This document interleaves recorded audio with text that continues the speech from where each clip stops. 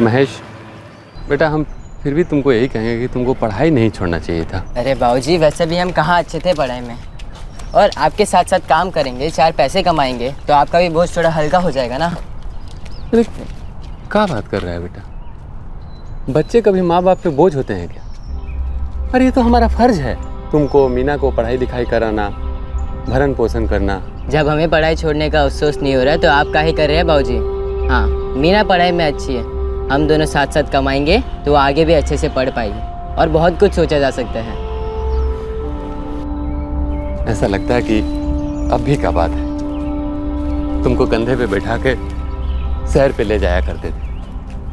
अब तुम इतना बड़ा हो गया कि कंधे में कंधा मिला के चलने लगा।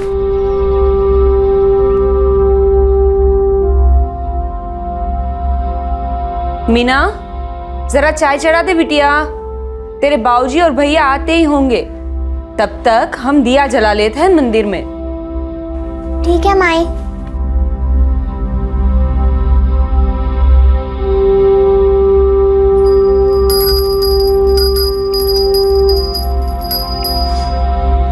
अरे मीना बिटिया। लो माई, तुमने नाम लिया और बाबूजी और महेश भैया आ गए। बाबूजी डिब्बा दे दो। ये ले, एक कप चाय पिला दे बेटा। चाय चढ़ा दी है बाबूजी।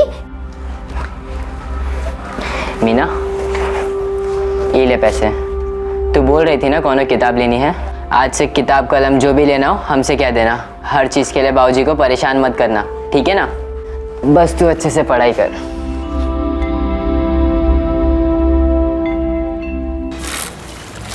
तो बहुत ही खर्चा हुआ कब यह मेरे रंजन भैया? बहुते तो बहुत कम है महेश, बहुते से ज़्यादा हो गया। तो कैसन किए इंतजाम पैसन का? कैसे क्या, कर्जा लिए। अब देखो बिहार में तरह तरह का खर्चा होता है, अब लड़के वाले को भी तो देना पड़ता है कुछ। मतलब अब लेन दारन का चाबुक सर पर। सो तो है, लेकिन हम बहुत खुश हैं कि हमारी बहन का बहुत अच्छे से ब्याह हो गया। और क्या चाहिए हमको? बाकी रहा कर्ज का तो हम और बाबूजी मिलके धीरे धीरे चुकाते रहेंगे।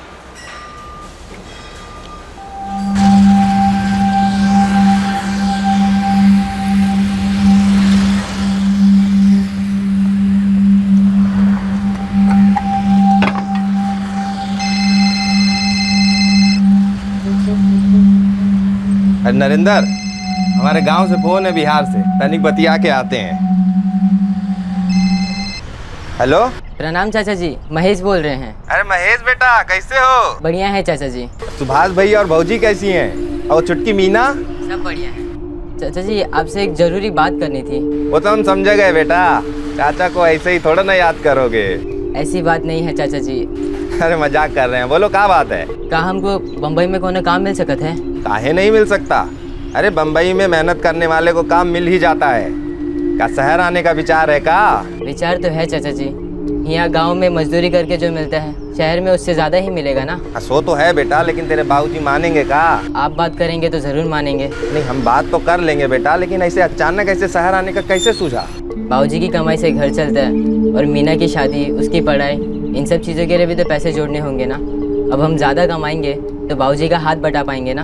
बात तो पते की है बेटा। आप बात करेंगे ना बाबूजी से? वाह बेटा, चाचा के कंधे पे बंदूक लगा के निशाना लगा रहे हो। कोई बात नहीं, हम बात करेंगे। हो सके तो आज ही बात कीजिएगा। रखते हैं, राम राम। हमको सब मालूम है, सत्या को हमसे बात करने के लिए तुम ही बोले थे ना? जी बाबूजी। हम महेश को कहीं नहीं जाने देंगे, कह देते अभी से। भाई तनी समझने की कोशिश करो, शहर जाएंगे ज़्यादा कमाएंगे, तुम्हारी और बाबूजी की भी मदद कर पाएंगे और मीना भी अच्छे से पढ़ पाएगी। अरे बम्बई से हमारी पढ़ाई का क्या लेना देना? हम तो यहाँ अच्छे से पढ़ रहे हैं और आगे की पढ़ाई भी स्कॉलरशिप से करेंगे। तू चुप कर बाबूजी, समझाइए ना इन्हें। घर में ज़्यादा पैसा होगा तो सबके लिए अच्छा ही है ना। जो कुछ मिल रहा है उसमें हम खुश हैं, सब कुछ ठीक ही तो चल रहा है और भगवान आगे भी सब कुछ ठीक ही करेंगे। माई वो तो करेंगे, पर हमें भी तो कुछ करना पड़ेगा ना। अरे बेटा, बम्बई बहुत दूर है, अब ऐसे ही तुमको कैसे भेज दें? हमको सोच विचार कर लेने दो, फिर हम बताते हैं। बाबूजी, हमने सोच विचार करके ही फैसला लिया है, और चाचा जी भी तो वही शहर में काम करते हैं। उनकी बात और है, वो अकेली जान है, न कोई परिवार न कोई जिम्मेदारी है उनपे। तू अभी इतना बड़ा नहीं हो गया है कि तुझे अकेले शहर भेज दे। अकेले कहाँ माई, हम चाचा जी के साथ रहेंगे। वो बोले हैं हमको नौकरी दिला देंगे, हम जो कमाएंगे सब तुम्हें भेज देंगे। देखो तुम है ना बोले ना हम कि हम सोच विचार के बताएंगे। अब ये बहस खत्म करो। जितना सोचना है सोच लीजिए, लेकिन ये कहीं नहीं जाएगा, ये बात तय है। माई ठीक कह रही है, भैया कहीं नहीं जाएंगे।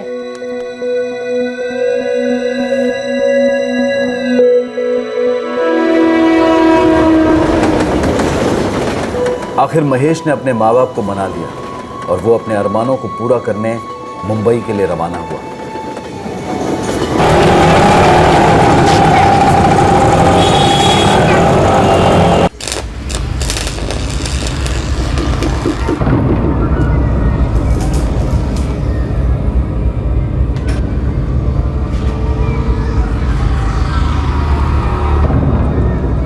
सलाम नसीम भाई।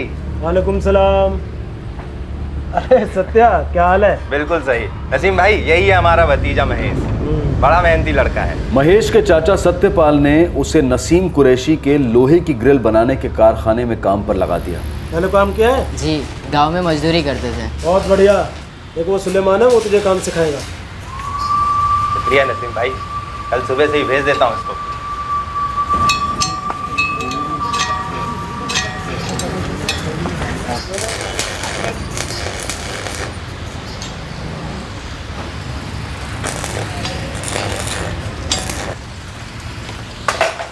रुक, दे इधर। अबे पेन नहीं, पाना है ये, समझा? देख, इसको ऐसे डाला, घुमाया ताकत लगा के, देख खुल गया ना। अब एक बात को कितनी बार समझाया मैं तेरे को? हाँ, लगता है तेरा भेजा ना, इसके पेज झीले। जिस दिन दिमाग खराब हो ना, सारे पेज सही करूंगा तेरे में। चल फटाफट काम कर। अबे बैठा बैठा मुंह क्या देख रहा है? फटाफट हाथ चला। नहीं, मेरा हाथ चल गया बेटा तो ठीक हो जाएगा तू। काम सीखने में महेश को शुरुआत में दिक्कतें आईं, लेकिन वो कोशिश करता रहा। उसका इरादा पक्का था, वो कुछ कर दिखाने आया था इस शहर में। महेश गांव से शहर अपनी और अपने परिवार की जिंदगी को बेहतर बनाने का सपना लिए आया था, लेकिन इस बेहतर जिंदगी की ख्वाहिश को हकीकत बनने में वक्त लगने वाला था। दूसरी तरफ महेश के परिवार को इंतजार था अपने बेटे के वापस लौटने का, लेकिन उन्हें नहीं पता था कि ये इंतजार का सिलसिला काफी लंबा चलने वाला था।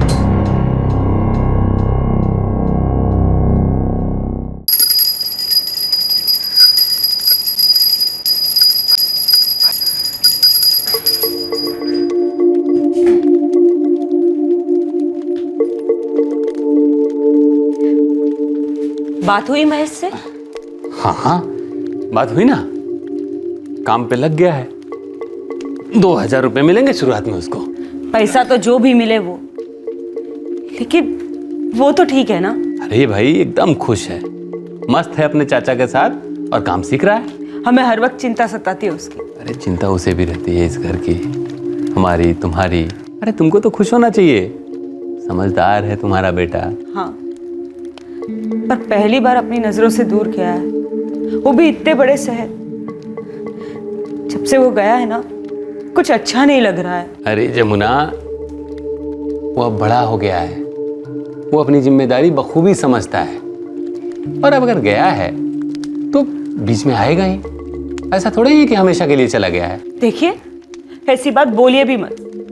वैसे ही हमारा दिल बैठा जा रहा है।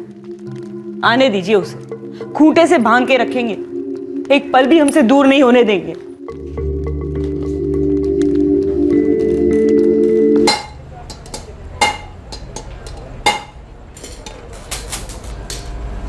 ध्यान रख इसका। पागल कहेगा। चलता हूँ मैं। खुदा हाफिज। खुदा हाफिज।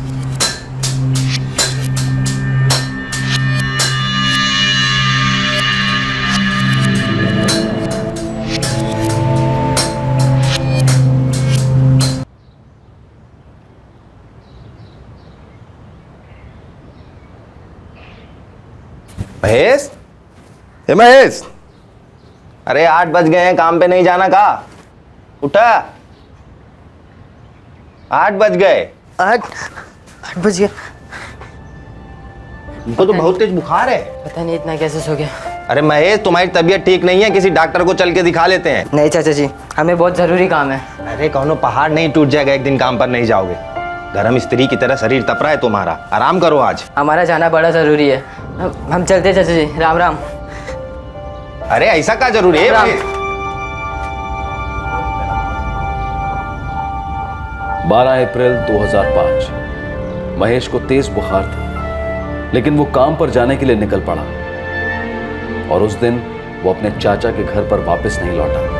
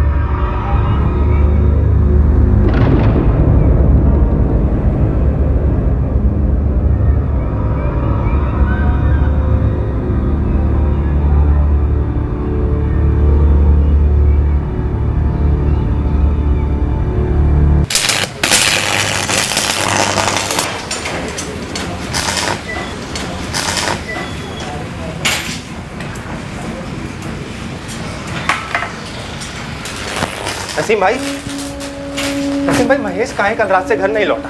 ये तो मैं तुझसे पूछने वाला था। कहाँ है तेरा महेश? क्या कह रहे हो नसीम भाई? यही सत्या भाई, तुम्हारा जो ये भतीजा है ना महेश, इसकी हरकतें कुछ ठीक नहीं है।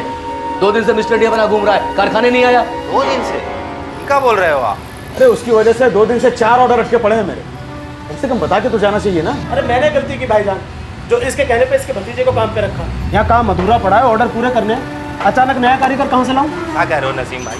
फारूक भाई, महेश तो रोज सुबह 8 बजे घर से निकल जाता था काम के लिए। हाँ, कल थोड़ा देरी से उठा था वो। अरे आज नहीं, रोज देरी होती है इसको। नवाब साहब 10 बजे पहले नहीं आते यहाँ पर। अभी देख लो 10 बज गया है, अता पता नहीं है, शायद आ जाए। अब आएगा भी तो नहीं रखूंगा उसे, निकाल दूंगा, हिसाब कर दूंगा उसका। अरे नसीम भाई, हिसाब कैसा? जो काम आपने सौंपा था मैंने और रियाज ने मिलकर किया है। अब तफरी के कोई पैसे होते हैं क्या? चुप कर सुलेमान, हमें कोई लफड़ा नहीं पालना। हिसाब कर दे उसका। 2000 रुपये महीने में बात हुई थी, 3 हफ्ते के 1500 बनते हैं। पर नसीम भाई, महेश अरे गिनती भूल जाऊंगा यार। ये पकड़, उठा और चलता बन। और एक बात ध्यान रख, आगे से उसे कहीं काम पे रखे तो सोच समझ के रखना। आप लोग ये क्या कहे जा रहे हैं? महेश तो बहुत मेहनती लड़का है। हाँ तो मेहनती है तो रखना अपने भतीजे को अपने पास। हमें किसी बहस में नहीं पड़ना है। ये पैसे उठा और चलता बन। अरे पता नहीं क्या उल्टे सीधे धंधे करता है तेरा भतीजा। हाँ? देखो भाई, हम लोग व्यापारी लोग हैं, हमें लफड़ा नहीं चाहिए। अरे भाई, अगर महेश ठीक से काम नहीं करता था या देरी से आता था तो आपको हमको बताना तो चाहिए था ना। अरे ये स्कूल है कारखाना? जो टीचर बनकर उसकी शिकायत करता फिरूंगा तुझसे? अरे भाई जाके सीधा अपने भतीजे से पूछना कि क्या कर रहा है वो। हम बस ये कह रहे हैं। अरे कुछ नहीं, बस जो कहना था, जो बोलना था, बोल ही था भाई। चलो फोटो यहाँ से, निकलो यहाँ से। अरे आप लोग तो हमारी बात ही नहीं सुन रहे। हम अपने भतीजे को लेके परेशान हैं, वो रात से घर नहीं लौटा है और आप। अरे क्यों दिमाग चाट रहा है भाई? हाँ, जाके ढूंढ अपने भतीजे को और पूछ उससे कि क्या कर रहा है वो। अब जा यहाँ से, ये निकालो उसको, जा। निकलो सत्यमा, निकलो, चलो आओ। ये ले ले, पकड़ पकड़ पकड़, चलता बन। अरे शक्ल क्या देख रहा है, चलता बन। फिर भैया वो आप पर इतना काहे चिल्ला रहे थे? यही बात हमारी समझ में नहीं आ रही। भतीजा हमारा घर नहीं लौटा, हम परेशान हैं और उल्टा वो हम पे ही चिल्ला रहे थे। भैया आप हमारी बात मानिए, आप ना वो गांव में बड़का भैया को फोन लगाइए। हो सकता है महेश को इस शहर नहीं भाया होगा और वो गांव चला गया होगा। नहीं नरेंद्र, उसको गांव जाना होता तो हमको बिना बताए कहाँ जाता। अभी हम बात करेंगे सुभाष भैया से। हमको क्या डर लग रहा है मालूम है? का? कहीं नसीम भाई सही तो नहीं कह रहे, कहीं अपना महेश किसी उल्टे चक्कर में तो नहीं पड़ गया। उम्र ही ऐसी है, कभी कभी बच्चे भटक जाते हैं। भैया जितना सोचेंगे ना उतना चिंता में पड़ेंगे। आप तो गांव में बड़का भैया को फोन लगाइए, महेश वहीं गया होगा।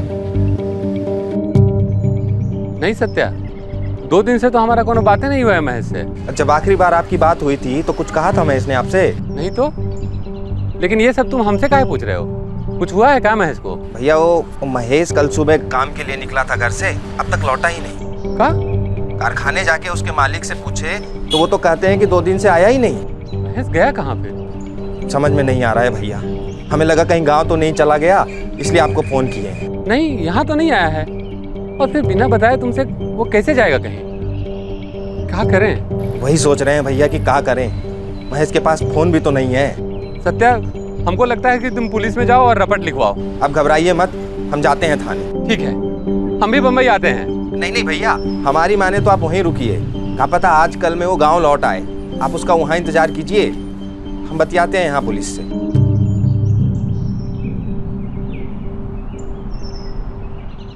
इंतजार में एक दिन और गुजर गया, लेकिन महेश का कुछ पता नहीं चला। वो अपने गांव भी नहीं लौटा था। महेश के पास कोई फोन भी नहीं था। उससे कांटेक्ट करने का, उस तक पहुंचने का कोई रास्ता नजर नहीं आ रहा था। हमने पहले ही कहा था मत जाने दो उसे सर, अभी इतना बड़ा नहीं है वो। माई तू रो मत, मिल जाएंगे भैया। चलो चलो, ट्रेन का वक्त हो गया है। तुम अपना ख्याल रखना। और हाँ, हमने ज्योति चाची से कह दिया है वो रोज तुमसे मिलने आया करेंगी, लेकिन तुम भी रात को उन्हीं के घर जाके सोना। हाँ, तुम फिक्र मत करो माई, बस भैया को वापस ले आना।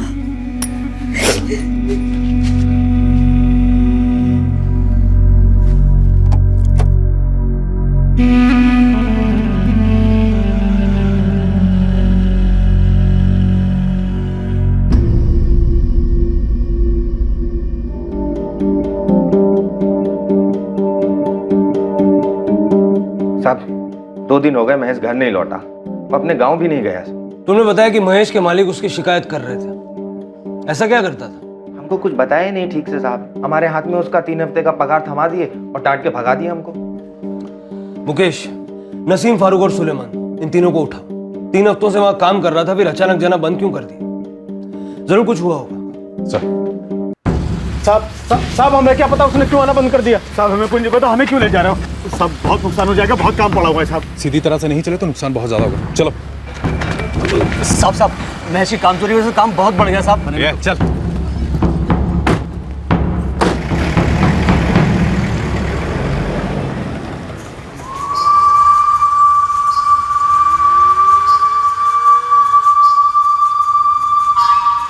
साहब महेश 11 अप्रैल को नहीं आया और ना ही 12 को। मैं सोच ही रहा था कि उसके चाचा से बात करूं, लेकिन 13 को ये खुद आ गया और मुझसे पूछने लगा कि महेश कहाँ है। हम भी तो वही पूछ रहे हैं, महेश कहाँ?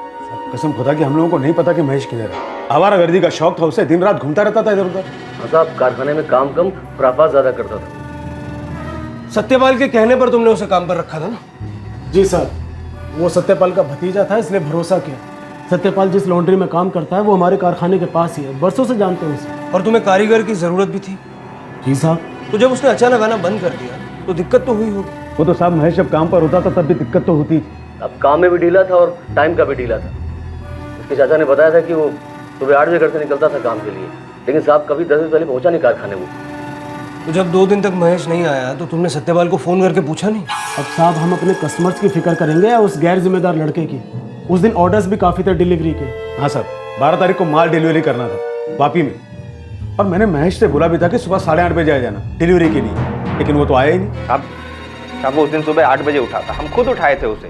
बीमार था लेकिन फिर भी काम पे जाने के लिए निकला, बोल रहा था बहुत जरूरी काम है। नहीं चाचा जी, हम चलते हैं, हमारा जाना जरूरी है। राम राम चाचा जी। कैसे? ये कह के निकल गया। हाँ लेकिन कारखाने तो नहीं पहुंचा ना। देखो साहब, उसके बाद मैंने 9 बजे तक उसका इंतजार किया, फिर मैं खुद ही गाड़ी लेकर निकल गया डिलीवरी करने के लिए।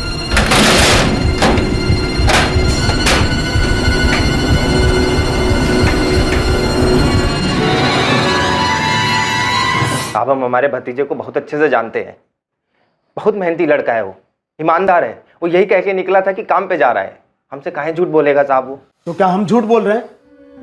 साहब भलाई का तो जमाना ही नहीं रहा। बहुत बड़ी गलती की जो इसके भतीजे को काम पे रखा। साहब महेश को जब पहली बार देखा था तभी समझ गया था ये लड़का किसी बुरी संगत में है।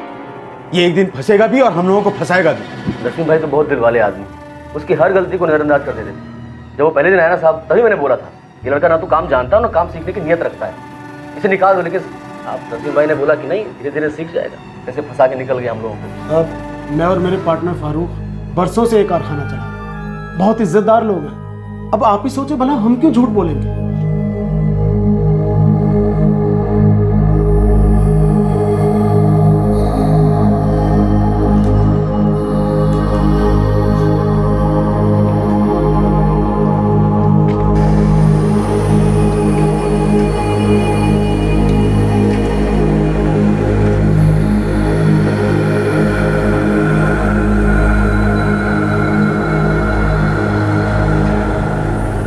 क्या कहा पुलिस ने? फौजी कह तो रहे हैं खोजेंगे महेश को, पर कितना समय लगेगा कुछ कह नहीं सकते। देखिए, हम कह रहे हैं आपसे, उसके सेठ झूठ बोल रहे हैं। हमको तो समझ में नहीं आ रहा है कि बिना बताए वो कहीं कैसे जा सकता है। सर, नसीम कुरैशी और फारूक सिद्दीकी दोनों के फोन रिकॉर्ड चेक किए, लेकिन कुछ भी अटपटा नजर नहीं आया। और सर 12 अप्रैल को पूरा दिन वो अपने कारखाने पर ही थे। और उनका वो कारीगर सुलेमान, उसके रिकॉर्ड से कुछ मिला? सर जैसा कि ये लोग कह रहे थे, सुलेमान 12 अप्रैल को वापी गया था डिलीवरी करने, और रिकॉर्ड से ये बात कंफर्म होती है। और वो उसी रात मुंबई वापस लौटा था। और करीब शाम को 7:30 बजे नसीम को एक लैंडलाइन नंबर से फोन आया था, मनोर से। मनोर से? बुलाओ नसीम को, उसी से जानते हैं कि इसका फोन था। और फारूक और सुलेमान को भी लेके आओ। जी साहब, वो फ़ोन मैंने ही किया था। वो वापिस से लौटते टाइम साहब मैं मनोर में रुका था चाय नाश्ते के लिए एक ढाबे पे, तो वहीं से फ़ोन किया था।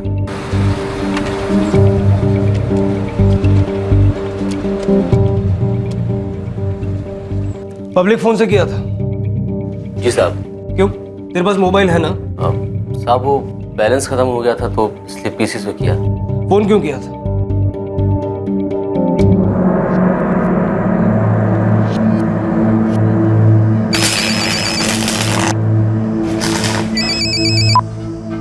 हेलो, अस्सलाम वालेकुम नसीम भाई, सुलेमान बोल रहा हूँ। हाँ सुलेमान बोल, डिलीवरी हो गई ठीक से? हाँ भाईजान हो गई। वो भाईजान अभी मनोर में हूँ, तो मैं क्या सोच रहा भाईजान, बहुत थक गया हूँ तो सीधा घर निकल जाता हूँ यहाँ से। कल सुबह गाड़ी लेकर आ जाऊँ भाईजान। वो इधर बहुत ट्रैफिक है ना, तो कारखाने आते काफ़ी टाइम लग जाएगा। ठीक है चला जा। हाँ कल सुबह टाइम से आ जाना। बस साहब यही पूछने के लिए फ़ोन किया था। साहब ये सही कह रहे हैं। साहब आप कब तक हमें ऐसे बुलाते रहेंगे सवालात करने के लिए?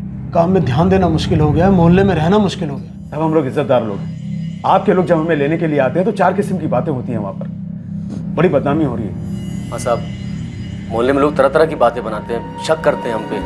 अब बहुत तकलीफ होती है। थोड़ी तकलीफ तो सहनी पड़ेगी। एक लड़का गायब है, उसके माँ बाप उसे ढूंढने के लिए गाँव से यहाँ आए। उन्होंने शिकायत दर्ज कराई है तुम तीनों के खिलाफ कि तुमने उसके बेटे को अगवा किया। बेबुनियाद इल्जाम है साहब। उसे अगवा करके हमारा क्या फायदा होगा? और उसके माँ बाप को तो हम लोग जानते तक नहीं है। आप ही जरा सोचिए साहब, हमको उससे फायदा हो सकता है या उनको हमसे? हो सकता है फिरौती का मामला ना हो, लेकिन कुछ बात तो जरूर है। मुंबई में महेश के 2 ही ठिकाने थे, एक उसके चाचा की खोली, दूसरा उसके मालिक का कारखाना। उसके चाचा के मुताबिक वो सुबह 8 बजे काम पर जाने के लिए निकला, लेकिन नसीम, फारूक और सुलेमान तीनों इस बात से इनकार कर रहे हैं। सर उस कारखाने में एक और बंदा काम करता है, रियाज, शायद वो कुछ जानता हो। उठाओ उसे और चेक करो कि वाकई 12 अप्रैल को सुलेमान डिलीवरी करने के लिए वापी गया था या नहीं। Right sir.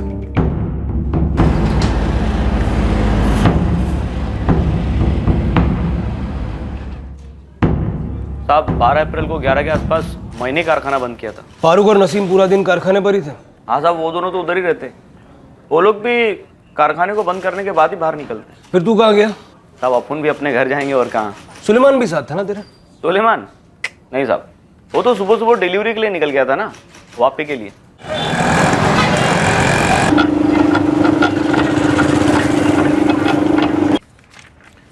सुलेमान के साथ कोई और भी था? सर पता नहीं, ऐसा तो कुछ ध्यान नहीं है। अंदर तो सिर्फ सुलेमान ही आया था। उसने कहा कि वो सामान लेकर आया। मैंने बोला ठीक है, जहाँ हमेशा रखता है वहाँ रख दे। तो उसने सामान गोडाउन में रखा और मैंने उसे रसीद दे दी। अब उसके साथ कोई आया था या नहीं, ऐसा तो कुछ याद नहीं। आपके स्टाफ में कोई तो होगा जिसने देखा? नहीं सर, स्टाफ तो वैसे ही कम है और काम बहुत ज़्यादा है। अब रोज़ कोई ना कोई डिलीवरी आती रहती है। अब कौन किसके साथ आया होगा, ऐसा कुछ याद नहीं आ रहा है। हाँ साहब, याद है मेरे को। नसीम सेठ ने बोला था कि सुलेमान सवेरे आएगा। मेरे को लगता है शायद उसने सेठ को फ़ोन किया था। देख रियाज, मालिक से वफादारी निभाने के चक्कर में अगर तू कानून से दगाबाजी करेगा तो बुरा फंसेगा। मैं खुदा कसम साहब, मेरे को नहीं मालूम वो लड़का किधर है। मैंने तो उसको 2 दिन से देखा भी नहीं। पर साहब बहुत लापरवाह है वो लड़का, अपनी उम्र से बहुत तेज है वो।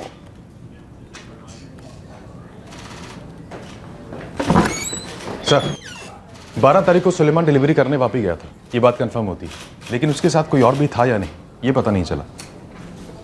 समझ में नहीं आ रहा ये महेश अचानक कैसे गायब हो गया। कुछ तो हुआ हो, कोई तो वजह हो। महेश के चाचा सत्यपाल और पिता सुभाष रोज पुलिस स्टेशन आते अपने बेटे के बारे में पूछने।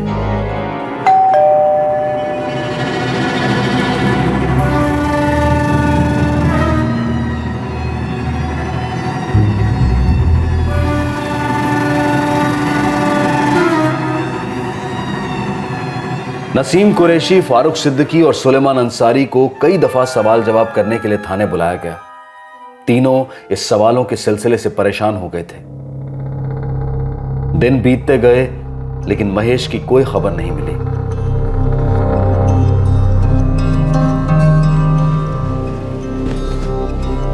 सत्या, अब हमको जाना होगा।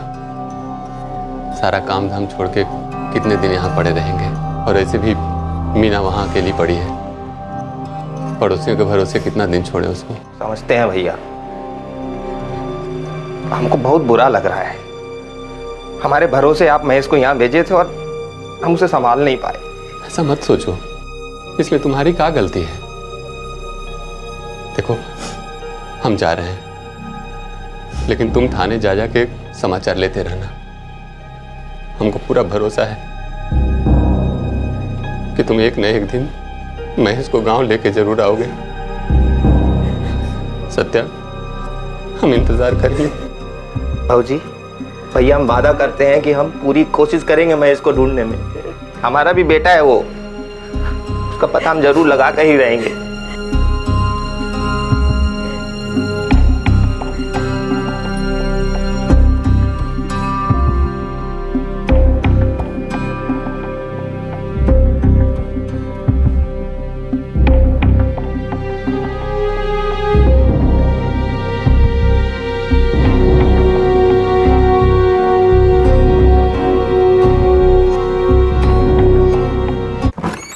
सर, ये सत्यपाल रोज थाने चला आता। क्या करें, कुछ समझ नहीं आ रहा। पता नहीं ये महेश कहाँ चला गया और क्यों। सर, महेश की फोटो आसपास के पुलिस स्टेशन भिजवा दी। उसके मालिक नसीम और फारूक और कारीगर सुलेमान और रियाज, इनके पीछे खबरें भी लगाए, लेकिन किसी की भी हरकत शक करने लायक नहीं। सब नॉर्मली अपना काम कर रहे हैं, जैसे कुछ हुआ ही ना। महेश सिर्फ 15 साल का है, शहर पहली बार आया था। क्या वाकई किसी बुरी संगत में पड़ गया होगा जैसा उसके मालिक बता रहे हैं, या फिर कोई बहला फुसला के उसे अपने साथ ले गया हो? सर, अगर ऐसा हुआ है तो वो मुंबई के काफ़ी दूर होगा, क्योंकि यहाँ की छोटी मोटी सभी गैंग से बड़ी सख्ती से पूछताछ की, लेकिन महेश के बारे में कुछ भी सुनने को नहीं मिला। कोशिश जारी रखो मुकेश, शायद कुछ पता चल जाए।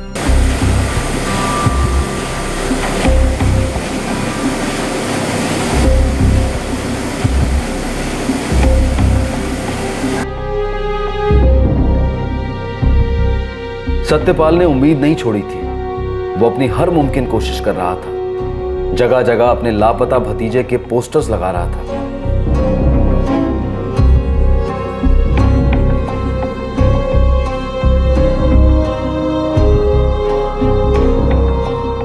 वहां महेश के पिता भी बेचैन थे अपने बेटे के बारे में जानने के लिए। महेश की मां रोज बेटे की सही सलामत वापसी के लिए प्रार्थना करती। बहन मीना भी हर शाम बेताबी से अपने भाई के आने की राह देखती, इस उम्मीद में कि कभी उसे अपने भाई के बारे में कोई अच्छी खबर सुनने को मिलेगी। इंतजार मानो इम्तिहान ले रहा था महेश के परिवार का। कुछ और महीने गुजर गए, लेकिन महेश की कोई खबर नहीं मिली। पुलिस भी महेश के मालिकों से लगातार सवाल जवाब करती रही, इस उम्मीद में कि कभी कोई ऐसी जानकारी हाथ लगे जो इस केस को एक दिशा दे सके। लेकिन ऐसा नहीं हुआ, और जो हुआ उसने इस केस को एक अलग मोड़ पर लाकर खड़ा कर दिया।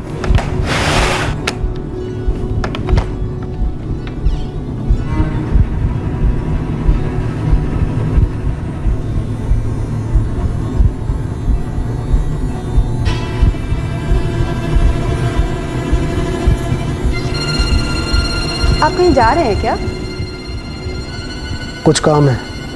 ऐसे अचानक? और जा कहाँ रहे हैं? कुछ दिनों में लौट आऊंगा। पर जा कहाँ रहे हैं, कुछ तो बताइए। सुनिए ना, सब खैरियत तो है ना? ऐसे कहाँ जा रहे हैं बिना बताए? वो कहाँ जा रहे हैं आप?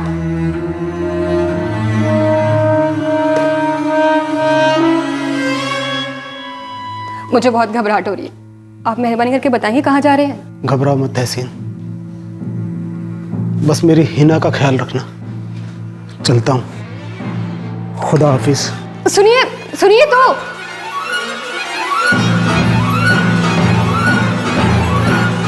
फोन क्यों बंद है नसीम का? और है कहाँ वो? अब और कुछ पूछना बाकी है सर? उल्टे सवाल मत कर, जो पूछा उसका जवाब दे। नसीम कहाँ? पता नहीं सर, बस इतना पता है कि बहुत परेशान है, और सही भी है। तंग आ गया था रोज रोज खाने के चक्कर लगाकर।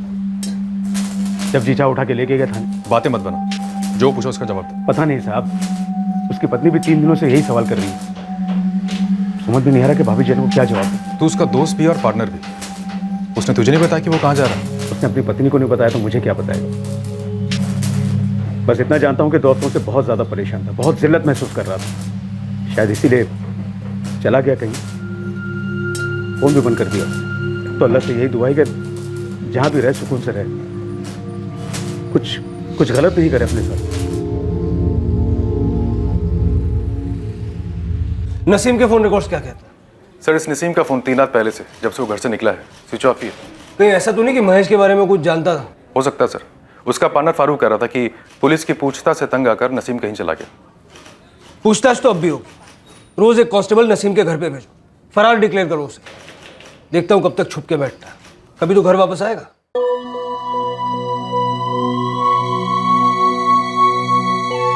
The number you have called is currently switched off. मगर उस दिन के बाद नसीम के बारे में कभी कोई खबर नहीं मिली और ना ही महेश के बारे में कुछ पता चला। महेश के चाचा पुलिस स्टेशन के चक्कर काटते रहे। वक्त गुजरा, ऑफिसर्स के तबादले हुए, दिन महीने और महीने साल में तब्दील हो गए, लेकिन महेश का केस ज्यों का त्यों रहा। महेश के परिवार का इंतजार खत्म होने का नाम ही नहीं ले रहा था।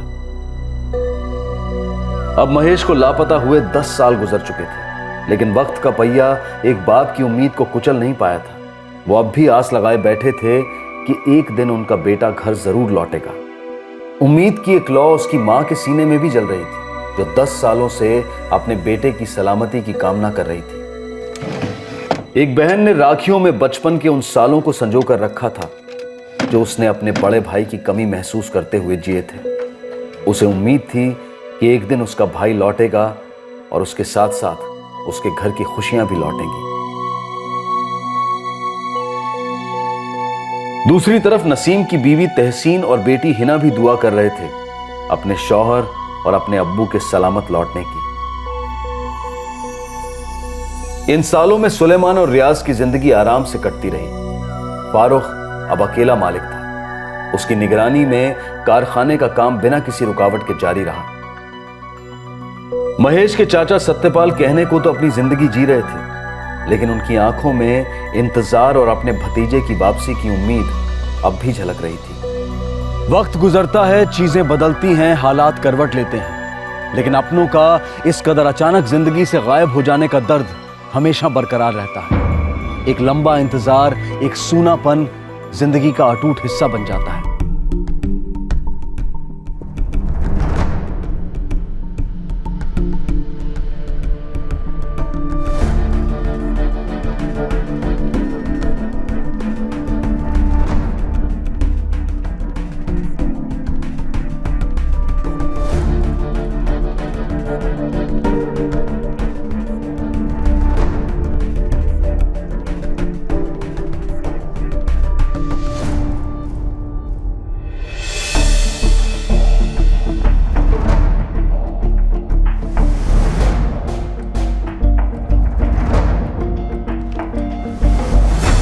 Coming sir. आओ राजन। अभी तक जितने भी अनसॉल्व केसेस मैंने देखे उनमें से ज़्यादातर रॉबरी के हैं। सर मैं जो रिकॉर्ड्स चेक कर रहा था उनमें से मुझे एक मिसिंग केस की फाइल मिली है जो अब तक सॉल्व नहीं हुआ है। Missing case? जी सर। कब का है? सर 2005 का। 10 साल हो गए लेकिन अब तक सॉल्व नहीं हुआ है। 10 साल? जी सर। और जितने भी अनसॉल्व केसेस हैं उनमें ये सबसे ज़्यादा पुराना है। महेश सिंह 15 साल का था जब 12 अप्रैल 2005 को लापता हुआ, और इस केस का एक सस्पेक्ट नसीम कुरैशी जो महेश सिंह का मालिक भी था, वो भी 29 मई को गायब हो गया। इसमें लिखा है कि वो फरार है। मैंने पूरी फाइल पढ़ी है सर। ये महेश का चाचा सत्यपाल 2013 तक पुलिस स्टेशन के चक्कर लगाता रहा इस केस की प्रोग्रेस जानने के लिए। इसमें यह भी लिखा है कि नसीम कुरैशी का पार्टनर फारूक और उनके 2 वर्कर सुलेमान और रियाज से भी पुलिस ने क्वेश्चनिंग की थी, लेकिन ये चारों अपनी स्टेटमेंट्स पे अड़े रहे। इन चारों के स्टेटमेंट्स एक जैसे हैं। जी सर। इनफैक्ट नसीम के पार्टनर फारूक के हिसाब से तो ये रिपीटेड क्वेश्चनिंग ही उसके फरार होने की वजह है। बैठो सर। राजन 10 साल से एक बंदा गायब है, इनफैक्ट 2 बंदे गायब हैं और किसी को पता ही नहीं कि उनके साथ क्या हुआ। और ये लड़का महेश तो सिर्फ 15 साल का था। सर मैंने इसके चाचा की स्टेटमेंट पढ़ी है। ये महेश बिहार के गरीब परिवार का लड़का है। बिहार से मुंबई कुछ पैसे कमाने आया था ताकि अपने परिवार की मदद कर सके। हो सकता है इसका परिवार आज भी इसका इंतज़ार कर रहा हो। सिर्फ एक परिवार ही नहीं, इंसाफ को भी इंतज़ार होगा इस केस के सॉल्व होने का, और हम पूरी कोशिश करेंगे इस केस को क्लोजर दे सकें।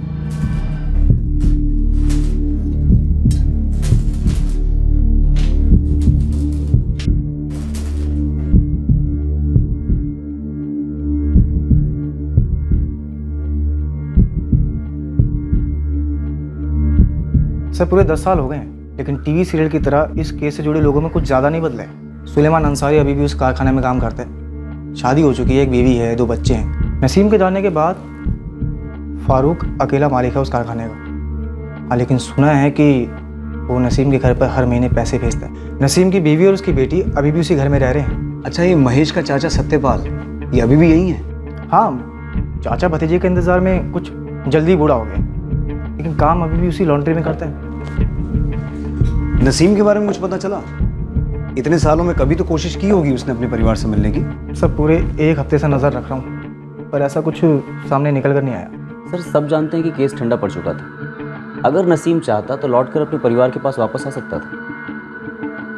शायद उसे कहीं दूर भेज दिया गया हो जहाँ से वो लौट ही ना सके। सर नसीम के पार्टनर फारूक के हिसाब से वो पुलिस की रिपीटेड क्वेश्चनिंग से परेशान था। तंग आ गया था रोज रोज थाने के चक्कर लगाकर, जब जीचा उठा के लेके गया थाने। लेकिन उसकी बीवी ने अपनी किसी बात में ऐसा कोई जिक्र नहीं किया। हो सकता है नसीम को महेश के गायब होने की वजह पता हो, और यही जानकारी उसके गायब होने की वजह बन गई। कई साल पहले बेंगलुरु में भी ऐसा ही केस हुआ था। एक औरत गायब हुई, उसकी बेटी ने उसकी मिसिंग कंप्लेंट लिखवाई, लेकिन काफ़ी समय तक पता ही नहीं चला उस औरत के बारे में। लेकिन 4 सालों के बाद पता चला कि वो औरत मिसिंग नहीं है, मर चुकी है।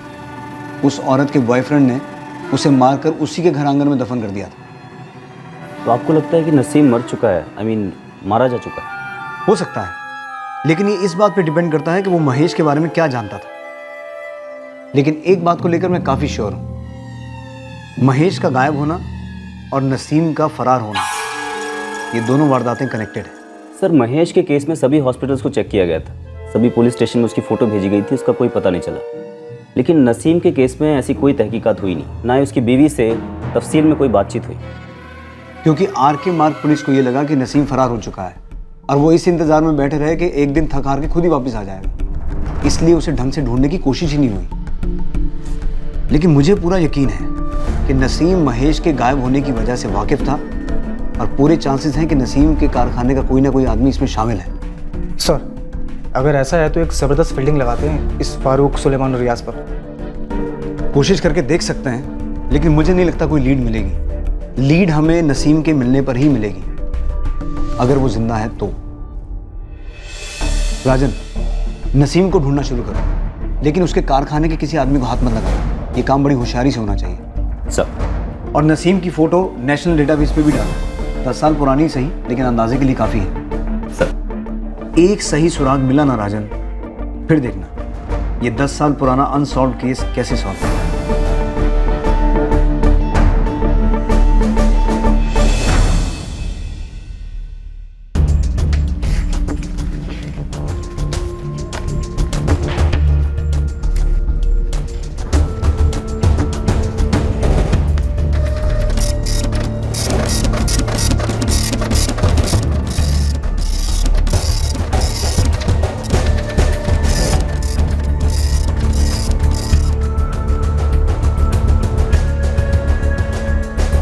ये 10 साल पुराना फ़ोटो है। शक्ल थोड़ी बहुत बदली होगी, और हो सकता है बंदे ने छुपने के लिए अपना हुलिया भी बदला हो, लेकिन फिर भी थोड़ा बहुत अंदाज़ा तो लग ही सकता है। अपने खबरियों के नेटवर्क को एक्टिव करो, आसपास के सभी स्टेट्स में ये फ़ोटो घुमाओ। अगर ये आदमी ज़िंदा है तो मुझे इसके ठिकाने की खबर चाहिए, और अगर मारा जा चुका है तो इसको ठिकाने लगाने वाले की। अंडरस्टैंड? यस।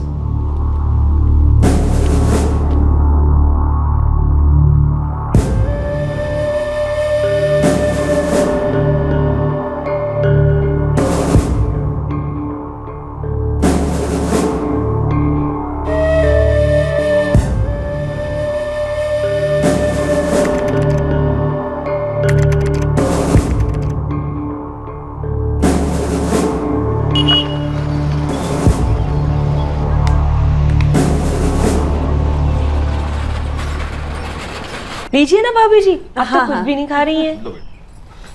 लीजिए लीजिए। ये है हमारी मीना।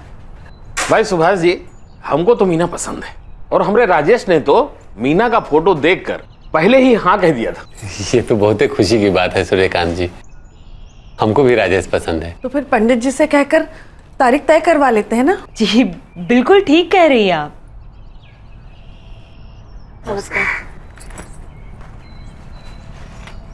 सुभाष जी,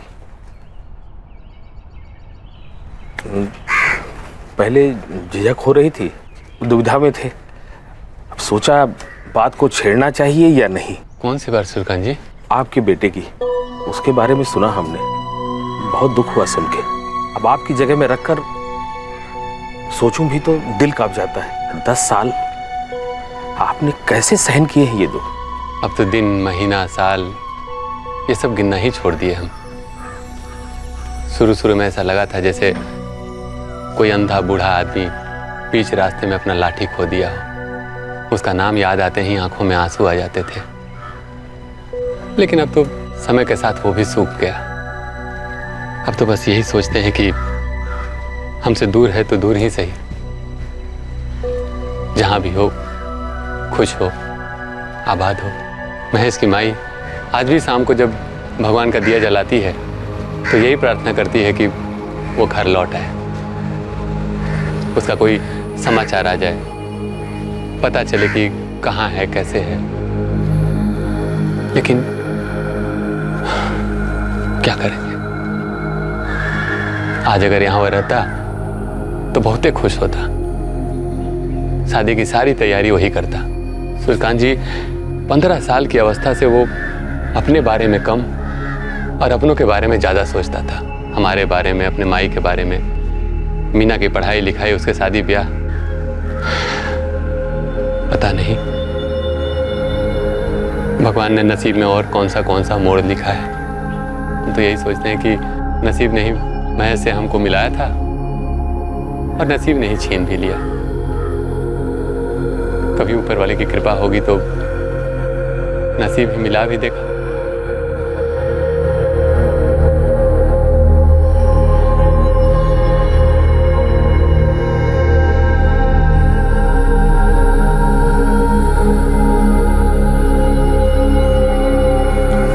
मीना, ये ले। तू कह रही थी ना तुझे कौन किताब लेनी है? आज से जो भी किताब कलम लेना हो हमसे कह देना। बाबूजी को हर बात के लिए परेशान मत करना, ठीक है?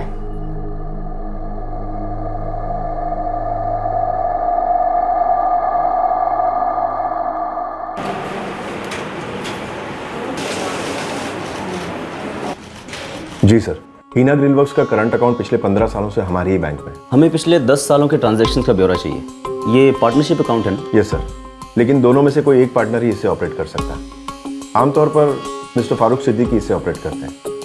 हम जानते हैं कि पिछले 10 सालों से मिस्टर नसीम कुरैशी गायब है। पिछले 10 सालों में इस अकाउंट से कोई सस्पिशियस ट्रांजैक्शंस हुए? मेरा मतलब किसी पर्टिकुलर अकाउंट में पैसे ट्रांसफर हो रहे हों या फिर किसी एटीएम या बैंक से पैसे विड्रॉ किए जा रहे हों? जी सर, आपके कहने पर मैंने चेक किया था।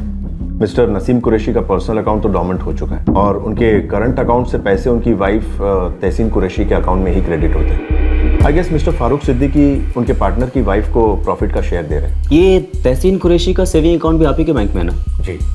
क्या उस अकाउंट से किसी पर्टिकुलर अकाउंट में फ्रीक्वेंटली पैसे ट्रांसफर हो रहे हैं? आप समझ सकते हैं मेरे लिए ये बताना थोड़ा मुश्किल होगा। आप चाहें तो मैं पिछले 3 साल के स्टेटमेंट्स की कॉपीज आपको दे सकता हूँ, बट उसके पहले के स्टेटमेंट्स अरेंज करवाने के लिए मुझे एटलीस्ट 1 वीक का टाइम चाहिए। जितनी जल्दी हो सके अरेंज कीजिए। अम्मी चलती हूँ, खुदा हाफिज। खुदा हाफिज।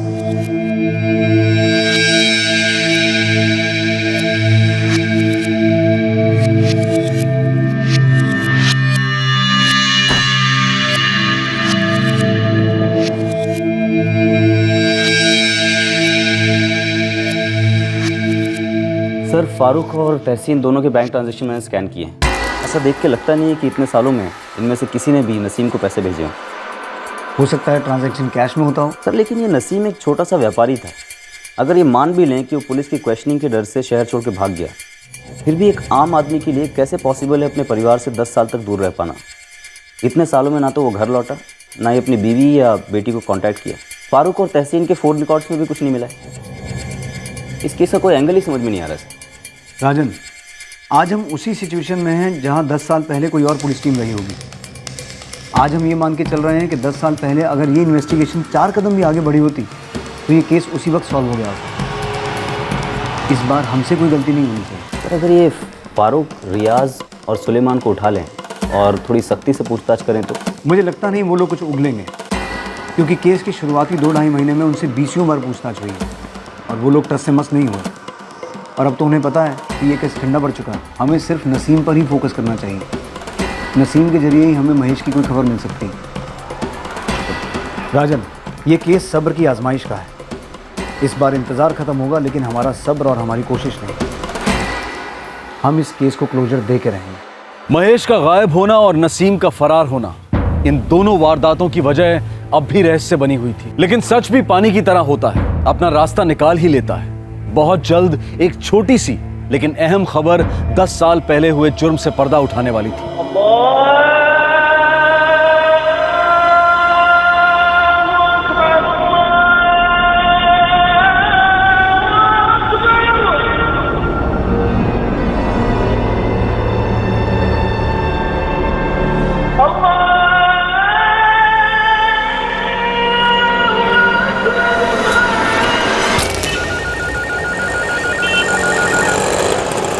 हेलो हेलो, क्राइम ब्रांच थाना। हाँ जी बोलिए। सब इंस्पेक्टर राजन बापट साहब से बात हो सकती है क्या? हाँ मैं राजन बात कर रहा हूँ, बोलिए। सलाम सर।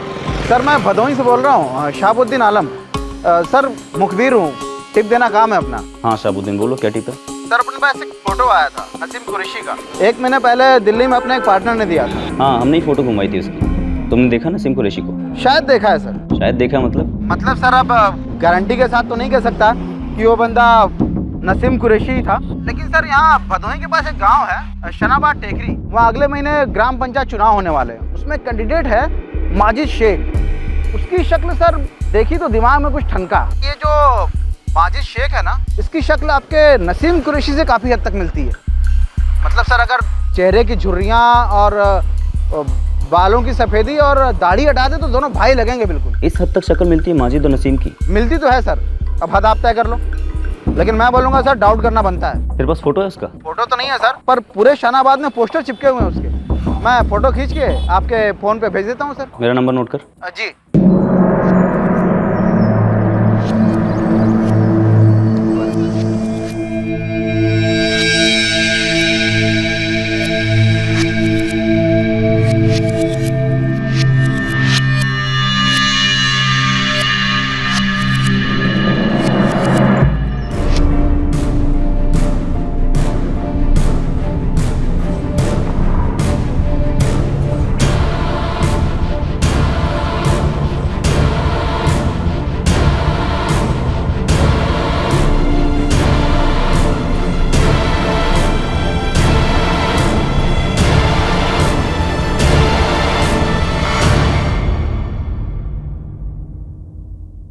हो सकता है ये दोनों एक ही आदमी, लेकिन दावे से नहीं कहा जा सकता, क्योंकि कई बार ऐसे होता है कि 2 लोगों की शक्लें एक दूसरे से मिलती हो। सर वैसे मैंने शहाबुद्दीन को माजिद की डिटेल निकालने के लिए कहा है। राजन, ये बहुत सही मौका है। 10 साल बाद हाथ लगा है। हमारी तरफ से कोई कसर नहीं रहनी चाहिए। हम खुद शनाबाद टेकरी जाएंगे।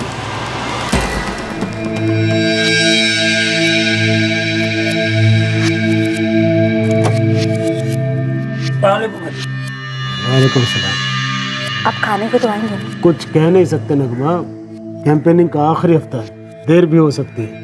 ठीक है चलिए।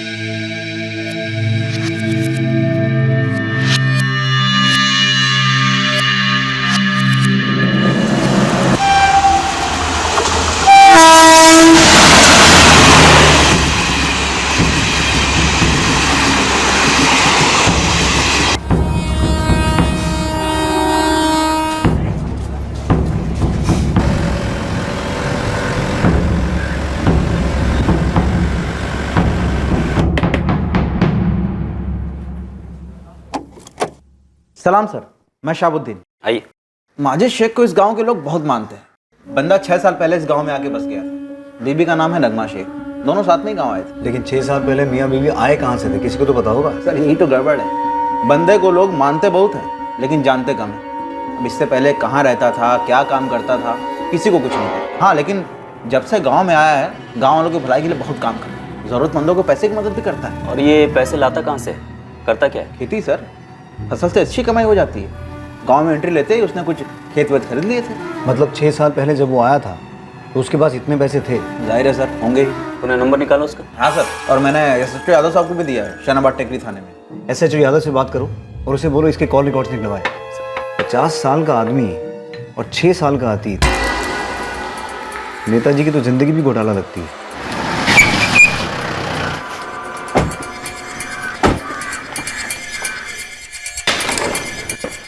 अजय साहब, माजिद शेख की कॉल रिकॉर्ड चेक किए, शक करने वाली कोई बात सामने नहीं आई। मुंबई तो क्या महाराष्ट्र के किसी भी बंदे से कोई कांटेक्ट नहीं माजिद का। सिम कार्ड पोस्टपेड है, इसी गांव से खरीदा गया है 6 साल पहले। ये आदमी तो लगता है 6 साल पहले ही इस दुनिया में आया है। वो तो है, माजिद मियाँ की ज़िंदगी से जुड़ी हर चीज़ 6 साल पहले शुरू हुई। काफ़ी जुगाड़ करके निकलवाया है। माजिद शेख के पंचायती चुनाव का नॉमिनेशन फॉर्म, ID प्रूफ के साथ में।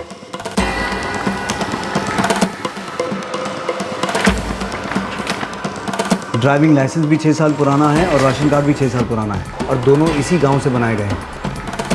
इनकम टैक्स स्टेटमेंट तो एज पर रूल 3 साल का ही जमा किया है। इस माजिद की हिस्ट्री के ढेर सारे पन्ने गायब हैं। जो कुछ भी किया है बाल सफ़ेद होने के बाद किया है। बचपन और जवानी तो जैसे जिया ही नहीं। सर, ये नसीम जब फरार हुआ था तो उसकी उम्र 40 साल थी और इस बात को 10 साल हो गए।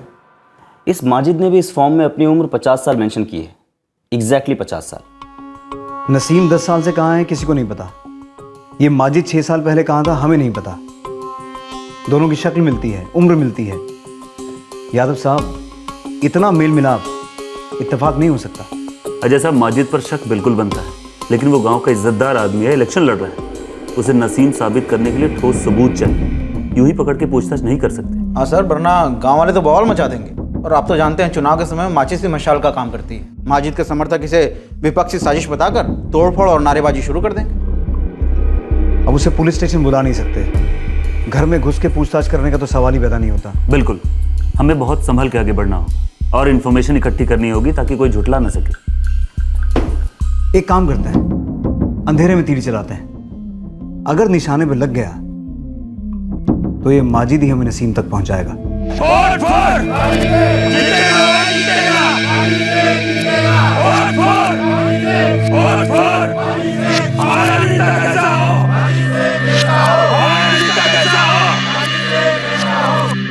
माजिद पर शक करने की कई वजह थी, लेकिन शक के इस पिटारे पर ठोस सबूत की मोहर लगनी अभी बाकी थी। माजिद शेख गांव की एक नामी हस्ती था। बिना ठोस सबूत उसे हाथ लगाने से गांव का माहौल बिगड़ सकता था। मामला नाजुक था, लेकिन क्राइम ब्रांच भी इस केस को नतीजे तक पहुंचाने का मन बना चुकी थी। क्राइम ब्रांच ने एक दाव खेला और ये दाव सफल रहा। इंतजार का लंबा दौर खत्म हुआ और सच्चाई सामने आई। चुनाव ना हुआ, सौतन हो गई। सुबह से रात बस यही एक बात, घर पे तो आप दिखते नहीं। अब चुनाव जीत जाएंगे तो पता नहीं क्या होगा। एक बार बस वोट पड़ जाए, फिर आप ही के लिए वक्त निकालेंगे जान। इसे भी अभी बजना था। अब ये कौन है? हेलो, अस्सलाम वालेकुम माजिद साहब। वालेकुम सलाम। कौन जनाब बोल रहे हैं? माजिद साहब, मैं अशफाक बोल रहा हूँ। फारूक भाई ने भेजा था। किस लिए? वो कुछ कैश देने थे, घर पे पहुंचा दूं क्या? नहीं नहीं, हम बताते हैं, फोन करते हैं थोड़ी देर में। हाँ जी। हिल गया पूरी तरह, इसका मतलब तीर निशाने पे लगा है। देखते हैं क्या करता है। फारूक का नंबर तो सर्विलांस पे है ही। अरे अब खाना क्यों छोड़ के जा रहे हैं? कोई जरूरी काम है, तुम खाना शुरू करो।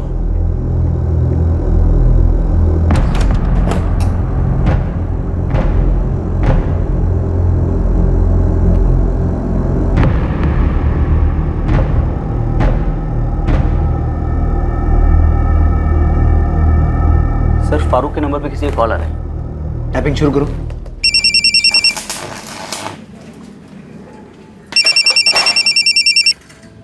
हाँ बोल। तुम्हें मेरा दूसरा नंबर कैसे मिला? दूसरा कौन सा नंबर नसीम? अरे मेरा नाम मत लिया करो, कितनी बार मना किया तुम्हें। हाँ ठीक है, लेकिन दूसरा कौन सा नंबर? तुम्हें कुछ नहीं पता? इसका मतलब तुमने पैसे नहीं भेजे?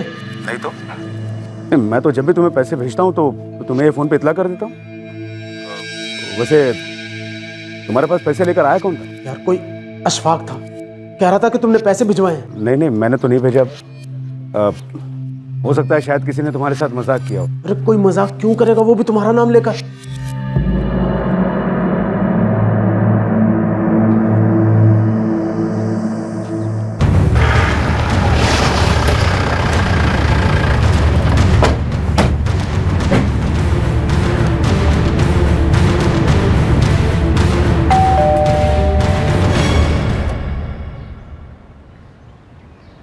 माजिद साहब हैं? जी है तो, पर आप कौन? आप उनसे कहिए मैं भाईंदर से आया हूँ, वो अपने आप समझ जाएंगे। जी।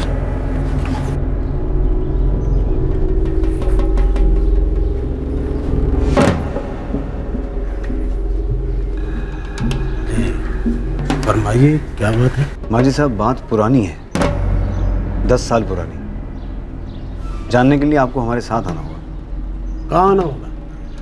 कौन है आप लोग?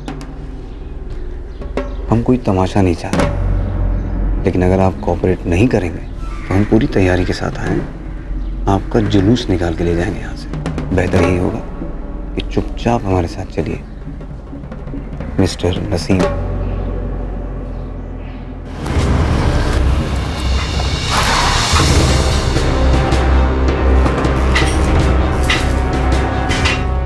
क्राइम ब्रांच चलो। अब क्या हुआ? हुआ तो 10 साल पहले था, लेकिन पता आज चला है। लेकिन फिक्र मत करो, इस दफा तुम्हें बार बार पुलिस थाने आने की जहमत नहीं उठानी पड़ेगी।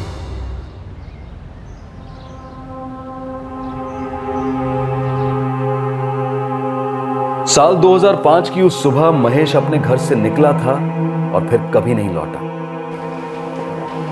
और अब 2015 में 10 साल के बाद उसके साथ क्या हुआ था, क्या अब ये पता चलने वाला था?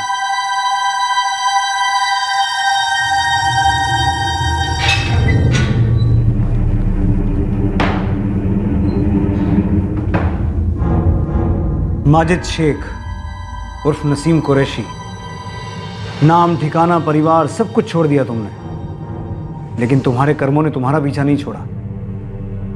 अब वक्त आ गया है सच कबूल करने का।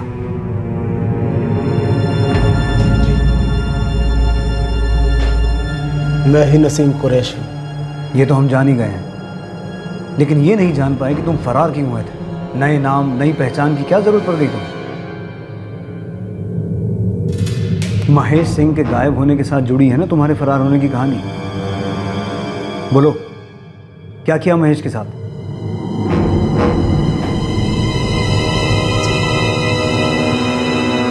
मैंने जो कुछ भी किया वो मैं करना नहीं चाहता था।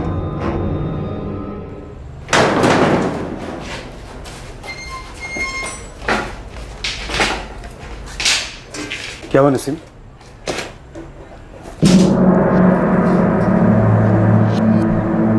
अब और बर्दाश्त नहीं कर पा रहा हूँ फारूक, न जाने कब टूट जाऊं और वो सारी बातें बोल दूं जिसे राज रखने का वादा किया था। हिम्मत रख, हिम्मत रख नसीम। देख, अगर ये राज खुल गया ना तो हम सबकी जिंदगी बर्बाद हो जाएगी। जानता हूँ फारूक, लेकिन क्या करूं? न चैन से सो पाता हूं, न सोच पाता हूं। चैन सुकून सब छिन गया।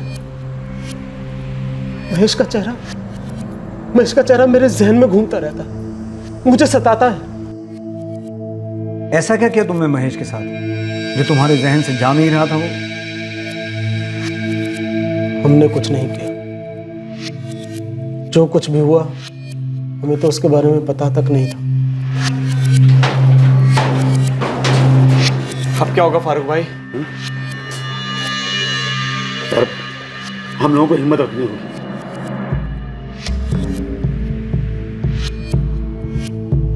हम कभी भी किसी के सामने इस हादसे के बारे में एक जैसा बयान देंगे, एक जैसा। समझ रहे हो ना मेरी बात?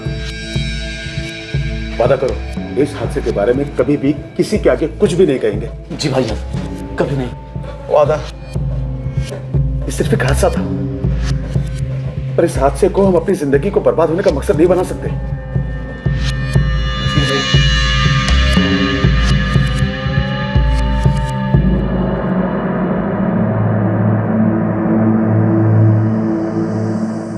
क्या गलती हुई थी तुम लोगों से? क्या किया था तुमने महेश के साथ? बोलो नसीम कुरैशी।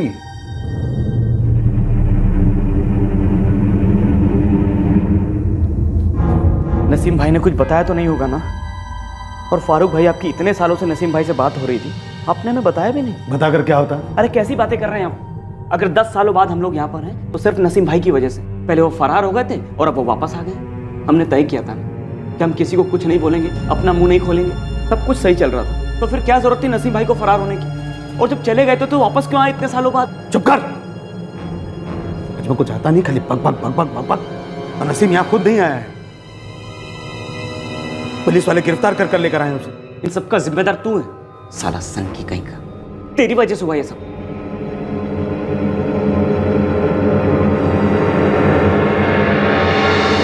12 अप्रैल 2005 की उस सुबह को महेश काम पर आया था। उसे आने में देर हो गई थी, इसलिए वो घबरा रहा था। उसे डर था कि सुलेमान फिर से उसे डांट फटकार लगाएगा।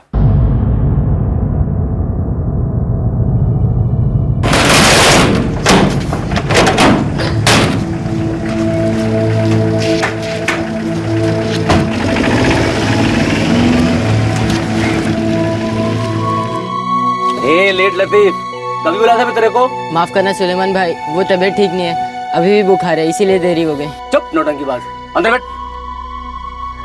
महेश उस दिन सुलेमान के साथ डिलीवरी पे गया था। वापी? जी।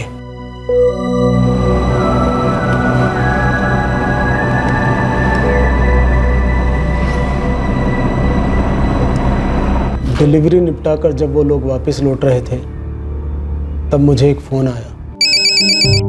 हेलो नसीम भाई, सुलेमान बोल रहा हूँ। हाँ सुलेमान, डिलीवरी हो गई ठीक से? तू इतना हाफ क्यों रहा है? भाईजान वो बहुत गड़बड़ हो गई भाईजान। क्या हुआ? वो भाईजान मैं गाड़ी मनोर के पास छोड़ा है। क्या कोई एक्सीडेंट कर दिया क्या? नहीं भाईजान, वो अरे वो क्या कर रहा है, सीधी तरह बोलना। अरे किसी पे गाड़ी चढ़ा दी, किसी को मार दिया क्या? क्या किया उस जाहिल ने? अब सोचना यह है कि आगे क्या करना है। वो अभी भी वहीं खड़ा है, बहुत बुरी तरह डरा हुआ है। गाड़ी को वापस लाना पड़ेगा वरना बहुत मुश्किल में फंस जाएंगे हम लोग। रियाज। हाँ भाई। एक काम कर, तू मेरी गाड़ी लेकर आ जा। ठीक है। जा जा जा जा जल्दी। हम लोग फोन यहीं छोड़कर जाएंगे। चल।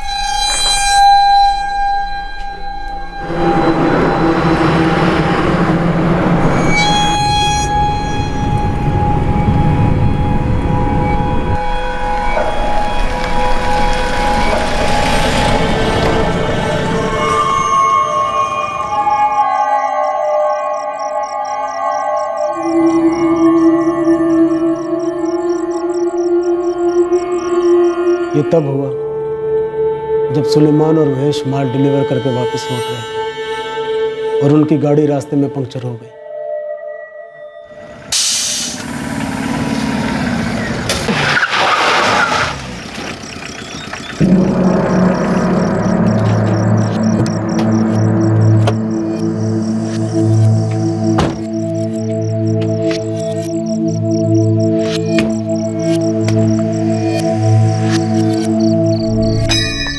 साला चिरकुट मेरे पे चिल्लाएगा? चल चिल्ला, चल चल चिल्ला ना। महेश, महेश, महेश,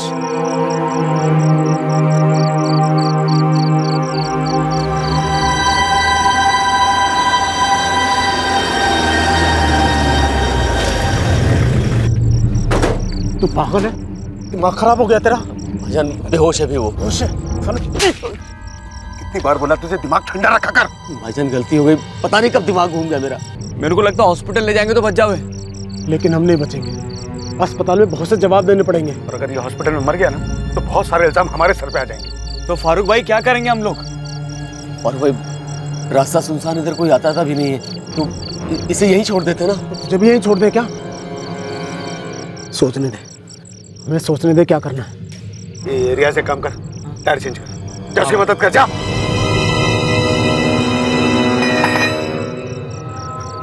फारूक, किया सुलेमान ने, भुगतना हमें भी पड़ेगा। हमारे तो धंधे पे भी असर पड़ेगा। इसे यहीं छोड़ दे, काफी सुनसान इलाका है, पता नहीं चलेगा। हाँ, ये साइड रोड है, कोई लाइट भी नहीं है, वैसे भी बचना तो है नहीं। फारूक भाई, टायर बदली हो गया।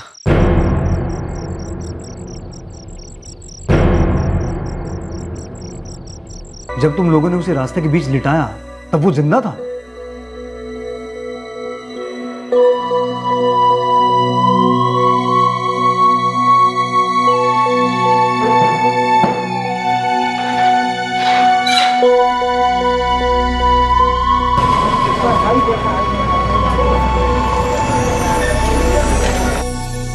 मैं 12 साल से यही ड्यूटी कर रहा हूँ। आप बताइए क्या बात है? जी ये 10 साल पुराना केस है। घटना 2005 में घटी थी। क्या ये केस इसी पुलिस स्टेशन का था? जी घटना जहाँ हुई है वो आप ही के जुरिस्डिक्शन में आता है। क्या केस था, डिटेल्स देंगे? सर अदुल्का पुलिस स्टेशन को महेश की लाश उसी सड़क पर पड़ी हुई मिली। कई सारी गाड़ियों ने कुचला उसकी लाश को।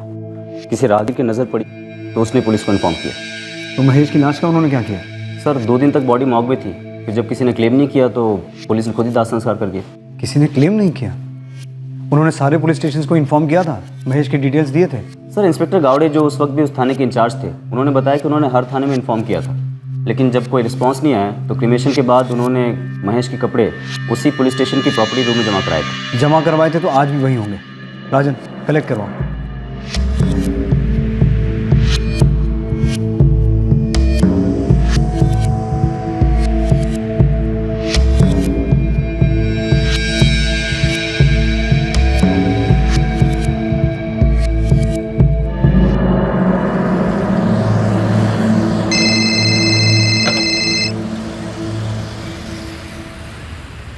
हेलो,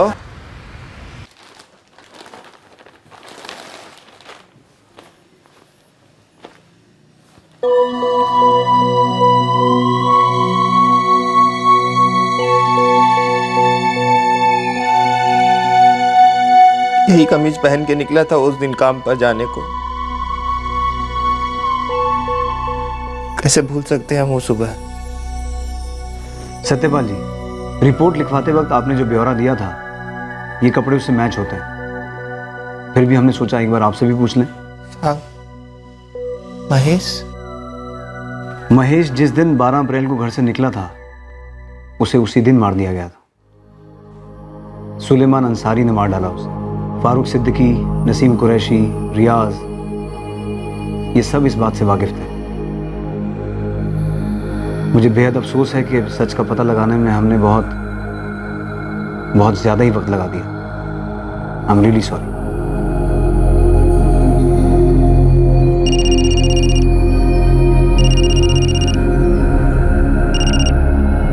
आ सकते हैं, बोलो।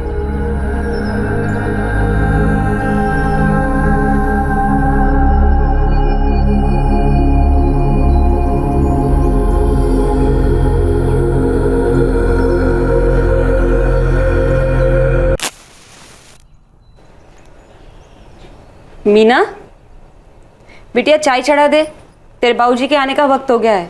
जी माई।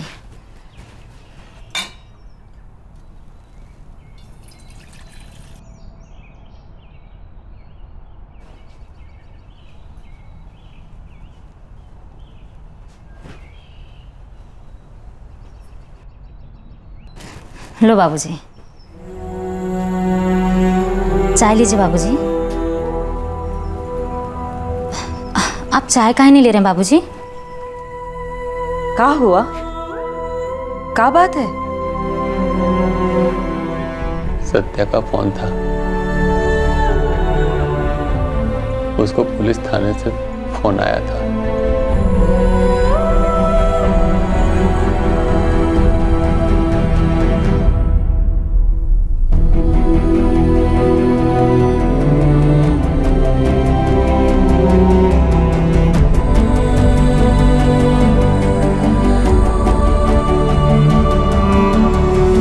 पैसे, आज से किताब कलम जो भी लेना हो हमसे कह देना। शहर जाएंगे, ज़्यादा कमाएंगे, तुम्हारी और बाबूजी की भी मदद कर पाएंगे।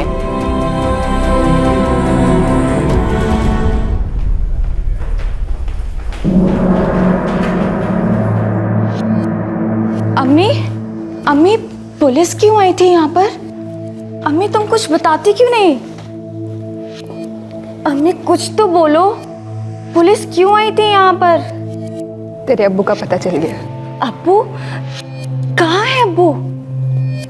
जेल में। जेल में? पर ऐसा क्या किया अब्बू ने?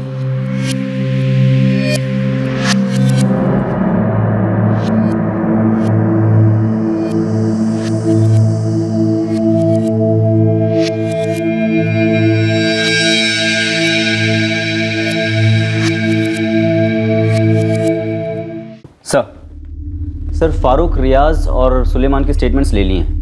नसीम की स्टेटमेंट से मैच हो रही है। फरार होने के बाद नसीम 4 साल तक हरियाणा में रहा, वहीं उसने शादी की और फिर अपनी बीवी के साथ सनबाड़ टेकरी में आके बस गई। नसीम के दोनों मोबाइल फ़ोन्स की कॉल डिटेल्स भी उसकी स्टेटमेंट के साथ अटैच करो, और फारूक के भी। एक तगड़ी चार्जशीट बनाओ राजन। इस केस को सॉल्व होने में 10 साल लग गए, अब सज़ा होने में देर नहीं होनी चाहिए, खास तौर पर हमारी तरफ से तो बिल्कुल नहीं। राजन, इस केस में हमारे पुलिस डिपार्टमेंट की तरफ से भी बहुत गलतियां हुई हैं। एक थाने में महेश के गुमशुदा होने की रिपोर्ट लिखाई जाती है और उसी स्टेट के दूसरे थाने को उसकी लाश मिलती है। जरा सा भी कोऑर्डिनेशन होता तो महेश के गुमशुदा होने की ये गुत्थी उसी वक्त सुलझ गई होती। एक बेकसूर परिवार अपने बेटे के लौटने की झूठी उम्मीद में इतने साल न तड़पता, और कसूरवार लोग इतने बरस तक खुले न घूमते। सही कह रहे हैं सर आप। ये कोऑर्डिनेशन की प्रॉब्लम अक्सर होती रहती है, कई बार ये गलतियां हुई हैं। इसे सुधारना होगा राजन। एक सिंपल स्ट्रेट फॉरवर्ड केस इस कोऑर्डिनेशन की कमी की वजह से 10 साल तक खिंच गया। और सर उस नसीम को भी ढूंढने की इतने सालों में कोई कोशिश नहीं हुई, सिर्फ उसकी बीवी का स्टेटमेंट लेके इन्वेस्टिगेशन क्लोज कर दी गई। सही कह रहे हो। मैं उम्मीद रखता हूँ हमारा पुलिस डिपार्टमेंट इस केस में हुई गलतियों से कोई ना कोई सबक लेगा। Right sir.